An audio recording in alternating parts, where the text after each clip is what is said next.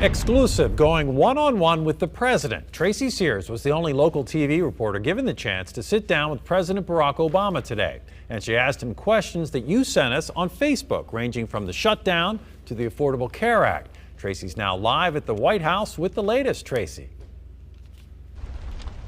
Good evening, Bill. Well, there is no doubt that Virginia is really feeling the sting of this government shutdown, and each day it is only getting worse. Here in the Commonwealth, there is over 145,000 federal workers. There's even more contractors who really rely on the government keeping their lights on. The president told me today that each day this shutdown continues, there is a lack of funding for critical programs to the Commonwealth, such as child care for working families, meals for seniors, unemployment benefits. He said the list goes on and on.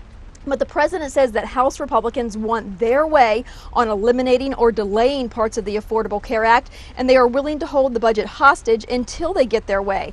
The president told me, turn the lights back on for the government, raise the debt ceiling to avoid that October 17th default, and then we can negotiate. But some of our CBS 6 viewers think health care reform and budget talks must go hand in hand. Take a listen. There's a few questions from our viewers that they wanted me to ask you. Jennifer Moore writes, why fine people for not having health care when in reality, if we could afford it, we would have it in the first place? Well, this is what's called the individual mandate. And here's the problem. If you don't have health care, but you get sick, then you go to the emergency room, and those costs get shifted onto people who do have health insurance, who purchased health insurance. In fact, the average family probably pays an extra $1,000 in premiums every year in hidden subsidies for people who haven't bought health care.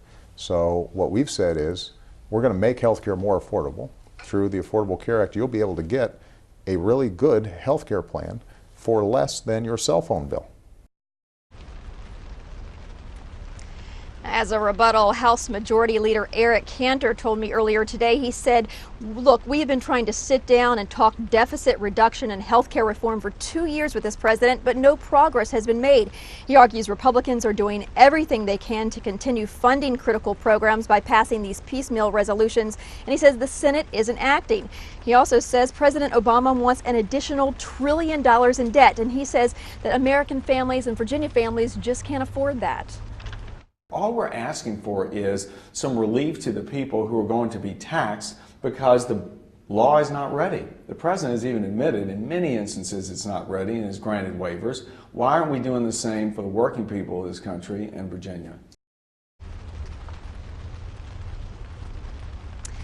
Now, the president did call a meeting between caucuses in both the House and the Senate today. They are meeting behind closed doors to try to work out some sort of compromise. But the vibe I'm getting here at the White House is not much progress is going to be made today, and they don't expect anything anytime soon.